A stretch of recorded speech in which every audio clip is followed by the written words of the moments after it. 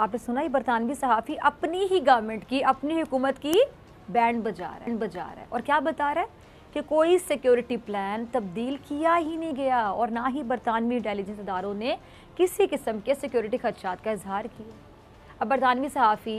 ये भी बता रहे हैं कि जी इंग्लैंड टीम को दिए जाने वाले सिक्योरिटी प्रोटोकॉल बिल्कुल शाही अंदाज के थे और बरतानवी हाई कमीशन ने भी सिक्योरिटी क्लियरेंस दे दी थी। यानी बरतानवी सहाफ़ी वाज़े अल्फाज में कह रहा है कि मसला सिक्योरिटी का नहीं था, मसला सिक्योरिटी का था ही नहीं, मसला सिक्योरिटी का था ही नहीं, बल्कि पैसे की खातिर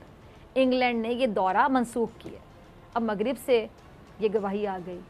कि अब ये जो खेल ये बाकायदा सियासत का शिकार हो गया है, यानी गेम में भी गेम होने लगी है, पैसे को उसूलों पर तरजीह दी गई है। सोचिए ज़रा, ये है हकीकत, ये है कहानी कि पैसे को तरजीह दी जा रही है उसूलों पर, यानी पाकिस्तान को डिस्टेबलाइज करने की कोशिश की जा रही है। लेकिन हमारे जो प्राइम मिनिस्टर साहब हैं ना, वो हिम्मत नहीं हारते हैं, वो बड़े बहादुर हैं, वो डट के खड़े रहते हैं सिचुएशन का मुकाबला करने के लिए। यहाँ पे भी वो कहते हैं वो हिम्मत नहीं हारेंगे। प्राइम मिनिस्टर का क्लिप होगा, ज़रा टीम चलाइएगा। सुना आपने प्राइम मिनिस्टर क्या कहते हैं कि ना वो खुद झुकेंगे ना अपनी कौम को दुनिया के सामने झुकने देंगे, ये चीज़। और पाकिस्तान से आलमी कुव्वतों को मसला ये कि पाकिस्तान ने उन्हें क्या कह दिया और क्यों कह दिया, एब्सोल्युटली नॉट, क्यों कह दिया। लेकिन अब जो भी हो जाए, पाकिस्तान सच पर समझौता नहीं करेगा,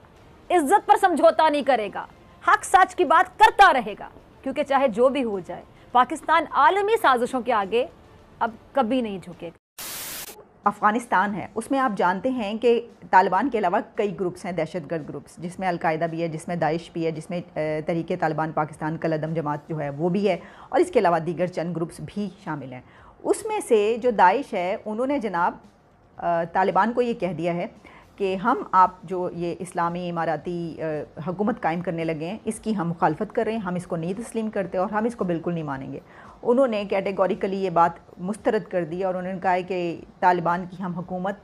इमाराती इस्लामी जो भी होगी वो हुकूमत शरीयत जिसमें नाफिज़ की जाएगी उसको हम नहीं मानते, क्योंकि हम जमहूरी हुकूमत को जो है वो मानेंगे।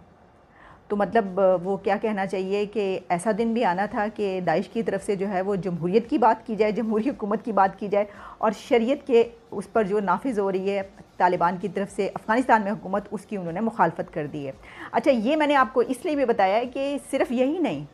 इसके अगर आप थोड़ा सा डेप्थ में चले जाएँ तो नज़र ही आ रहा है कि अफ़गानिस्तान में आने वाले दिनों में ये जो ग्रुप्स हैं इनकी और तालिबान के बीच शदीद तरीन लड़ाइयाँ होने के इम्कानात हैं। और अफ़गानिस्तान अगर जिस तरीके से कोशिश कर रहा है, वहाँ पर कोशिश हो रही है कि हुकूमत बन जाए, अगर ऐसा नहीं होता और इंटरनेशनल कम्युनिटी जो है वो देखती है और वो भी साथ नहीं देती और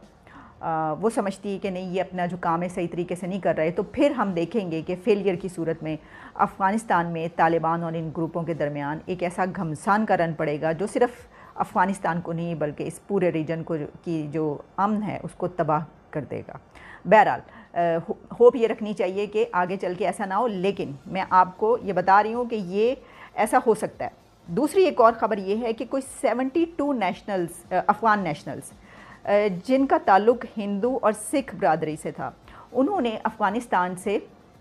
फ़रार होने की यानी वहाँ से निकलने की कोशिश की इंडियन एयरक्राफ्ट में बैठकर। इंडियन एयरक्राफ्ट जो कि वहाँ पे गया हुआ था लोगों को लेने के लिए, उसमें 72 अफ़गान नेशनल्स ऐसे थे जिन्होंने वहाँ से निकलने की कोशिश की, और वो सब के सब ऐसे थे जिनका ताल्लुक़ हिंदू या सिख कम्युनिटी से था, यानी सब जो हैं हिंदू और सिख मज़हब से ताल्लुक़ रखते थे। तो उनको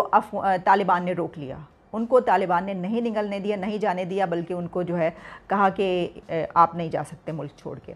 और उसमें से कुछ डिप्लोमेट्स मेरा ख्याल ऐसे थे कि जो अफ़गान नेशनल नहीं थे, उनको जाने दिया गया। और इसकी वजह ये बताई गई तालिबान की तरफ से कि क्योंकि अफ़गान नेशनल्स को हम ये चाहते हैं कि यहाँ के जो शहरी हैं वो यहीं पर रहें, वो क्यों छोड़ छोड़ के जा रहे हैं मुल्क, तो इसलिए हमने इनको रोका है।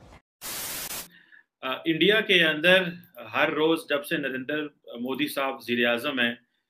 वो एक जो पॉपुलिस्ट ट्रेंड है पॉलिटिक्स का उसको वो कंटिन्यू करते हैं।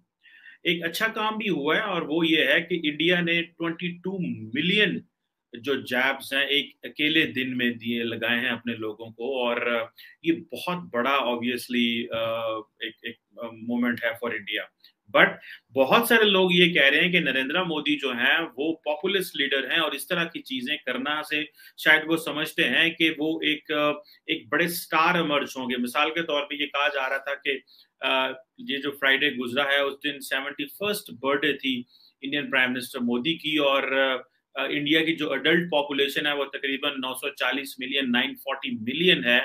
और तकरीबन जो है वो जो एक तकरीबन 60% लोगों को जो है वो तकरीबन एक डोज जो है वो लग चुकी है। और अब ये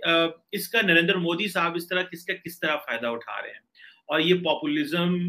जो है वो populist trend and populist tendencies develop करते हैं, और ये बड़े बड़े नंबर दिखाना अवाम को और कहना कि देखें मैं क्या कर रहा हूँ और हम ये कर सकते हैं, हमारे अंदर ये सकत है, ये ताकत है।